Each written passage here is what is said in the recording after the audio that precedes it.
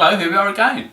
Big day today. We received the first paperbacks of my latest book from South Carolina, which took a long time. The initial batch are always printed in the States, so you have to wait out for them to come through.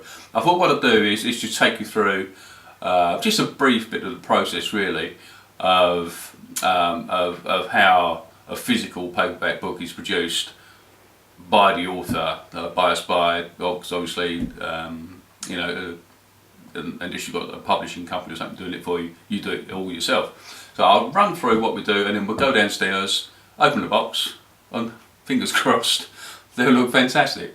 But anyway, here we go. This is where the work's done. This is tidy. Here's my Kindle that I use. I mean, I write the book. I'll show you what I write. I'll show you my folder. I'll go into pages. And I'll go, that's what I'm working on there, the Iron Crown. That's the new one that I'm working on. Fire and Steel we'll go to. And that into the folder, Fire and Steel, final edit. We'll have a look at that. And you can see what it's like as I work through. These are little things on the side, but I mean, whip up to the top. And I'll put it all in there. Come on, baby. Fire and Steel, blah de blah, you go through, you put your maps in, and then you're off. Prologue, and then you just write through. You've got all your, how you align things, the spacing, the types of font you use, all sorts of things in here. Your layout, your indents, which is this bit here, because when you write your chapters and things, and you have to go through and you do all that yourself. Right, so that's your formatting thing on the side there. This is just something you can whip through quickly. Make sure things look okay. But I can get rid of that too. I could just hide my thumbnails, off you go. If I want to find something, I mean, you know how to use a computer. But if I want to find something, I can go in and I can find a certain word that I'm looking for. I can show the word counts, I can put up the word count. 96,544 words in that book. Alright, or I can hide that again. But that's your basic book, and from there I have to load it up to do, and I can load that straight up onto Kindle and onto the thing, and you can get the ebook straight from there. And to get a really good looking paperback physical book with page numbers, titles at the top, everything sorted out for you. I've got this other system now, which is called, if I get rid of that and go back in my launch pad, Scrivener. There's Scrivener. Open recent, we'll have a look at an existing file. Let's have a look there. Right, Fire and Steel. Look in the folder. You have to look in, you have to export it to a Microsoft for that one. Right, well that's not working.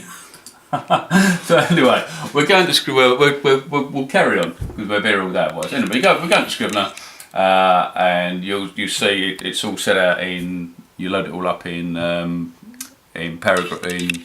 chapters and things. You export it all into your book form. From there it'll go, I'll take it to somewhere else which is called LibreOffice. We won't bother with that one. In fact, yeah, let's do that. Might be some editing to do here. Right, here we go. We're in thing, and we've got Fire and Steel. Alright, so it's been into Scrivener. I've exported it back out to LibreOffice where I can do a little bit of tidying up, make it look exactly how I want for the paperback. And when it decides to open, we'll have a little look. And you can see the difference between the original place where I wrote it and uploaded to Kindle, and after it's been through the Scrivener process, you'll see the page numbers, see I'm at the top, book titles, that sort of thing. While it's doing that, I'll just have a little word about this. When I wrote a book, well, when I write it, I'll do my editing. Kindle's fantastic for that. You can go in there. There's Fire and Steel. Read through it, but the great thing about this is you can make notes, right? Stick your finger on there, over there. You can If that's, you want to get rid of it, put it red, you can do whatever you like. You can write a note, you think, oh, that's not, I don't like the way that sounds. You can tap it in there, I don't know, blah, blah, blah, blah, save. And then you just go through your book like that. And that's how you do your editing. Keep going through, change things, and then upload it again, have another look through. Easily, it's a great tool, Kindle, for that. Cheap and easy to use. For some reason, this is very, very slow today. I don't know why. Maybe we'll give it a skip and just go down and open the box and we'll see how we are. But if you can see on here, right, so it's offset to one side. So you open the book, it's what's called guttering. So it'll alternate one side to the other. So where you open your page, that's offset to the right, that's offset to the left, that's offset to the right. So when you open a book, you've got the bit in the middle, right? But it will look central. It's called guttering, but you can see there, that will be a right-hand page, that will be a left-hand page, that will be a right-hand page. That's offset to one side, that's offset to the next side, so when you open the book, it should look great. Anyway, the computer's not done this job very well today, but we'll give that a miss, and we'll go downstairs and open the box and see what it looks like. Yeah, so let's go. Here we are, and here we are.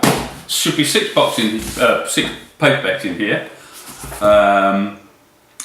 Just an initial little run through batch, just to give to review sites, that sort of thing. Fingers crossed, after having done all the formatting and the writing and everything, obviously, editing, this should be great. So let's have a look. Open it up.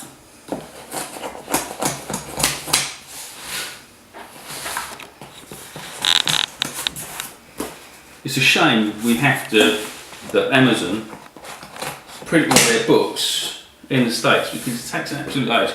Although it's quite cheap, they do let you have them quite cheap in an offer, and so you know your own book, if you like, they pretty much have them at cost. Until it's up for release, which it isn't, it's on pre-release at the moment, but when it's actually released, the book, you can buy the book and they'll print it off in the UK and you'll get the book the next day. So it's just this initial thing really that takes ages for us authors. And here we go. Happy Christmas.